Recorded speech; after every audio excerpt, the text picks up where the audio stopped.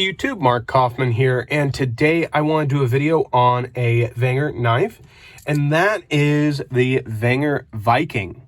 Now, the Viking is practically the equivalent of what you would think of a Victorinox Spartan or a Victorinox Tourist.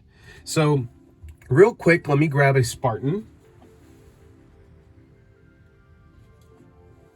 Okay, so here is a Victorinox Spartan, and then here is a Wenger Viking.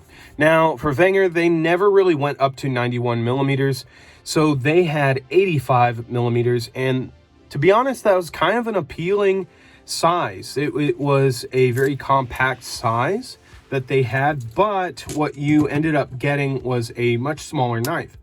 Whereas Victorinox went with a 91 millimeter frame or a 84 millimeter frame. So real quick, as I drop everything over here,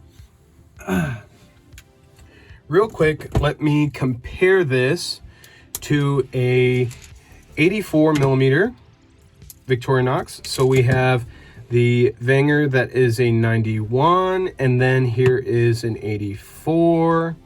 So you've got 91, 85, and 84. So really you've got a very compact size, and it's got just a little bit more blade length compared to the 84 millimeter Victorinox.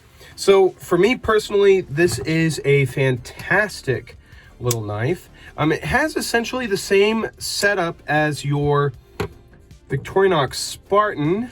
However, you have a small clip point blade. Now, Victorinox actually used to have these little clip point blades, and let me zoom in on that just a little bit. These clip point blades, but they stopped doing that in the 70s and then introduced a small pen blade. I'm not sure why they stopped doing them, but for me personally, this is very useful, especially if you're wanting a place for your finger to rest to open packages so the blade doesn't go too far into it. I think that's really, really useful. Now, this one here also has a corkscrew, and let's compare the corkscrew on this Victorinox to the Wenger. And these are both time period correct knives. This one is probably from the mid to late 80s, and this Victorinox here is from the mid early 80s. So you can see, yeah, the corkscrews are practically the same. The awls on these are actually a little bit different. When it comes to Victorinox, they had a sewing eye in the awl, and then you had Wenger where they actually didn't do that. They just had a flat piece of metal. Now, depending on when you bought this Wenger, it would be either thinner near the tip or a little thicker. And this one is actually just a little bit thicker as it zooms in. And you see it's actually not really sharpened at the very end there. Whereas on the Victorinox, you can see that does actually come to a very precise tip, and you have that sharpened edge that goes to the very end. As for more of the comparisons, and I'm going to just stay zoomed in here, we have the Victorinox can opener, not can opener, bottle opener, and then you have the Wenger. So these here are very similar, but you do have a little bit more of a usable screwdriver here in the Victorinox. However, in the Wenger, you actually have their patented pushed in locking system. So when you'd actually press this in, it locks in place. So that's a very good feature.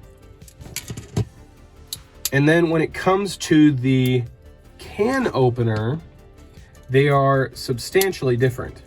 So Victorinox actually, in their very early iterations, they actually had this kind of can opener. Now, they then designed and patented this design, which opens your cans, also has a small Phillips head. Now, from there, Wenger ended up keeping the Victorinox design, and this was kept until Wenger went out of business, or at least was bought out by Victorinox. This I do find very effective in opening cans. However, I do like the addition of a small flathead screwdriver there. So those are the differences here. Now let's look at the knife here. Now this is an 85 millimeter knife, and this one I picked up on eBay, and I have to say I bought this more to carry it, but after getting it and looking at the condition of it, I mean, it's in almost perfect condition. You can see that the scales have just a little bit of scuffing, and this actually uses Wenger's aluminum inserted emblem. And this emblem was used in the late 80s to the very early 90s until they switched over to their injected molded emblems. So you had that, and then before this you actually had the screen printed emblems, which usually just came off with within a few years of use. Now this one is in really good condition and actually still has the small tassel with key ring that came on Wenger's. I don't know why they added these.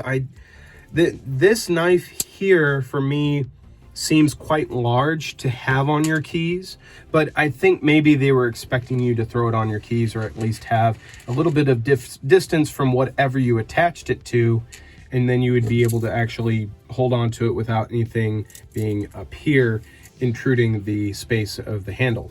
So for me personally, this is a very nice knife. I think it's great. I am probably going to be on the hunt for one that's in a little worse shape. This one is in fantastic shape, and I have to say, if I can zoom in on it, I have to say this thing has never been sharpened either. I mean, this thing is in such good condition.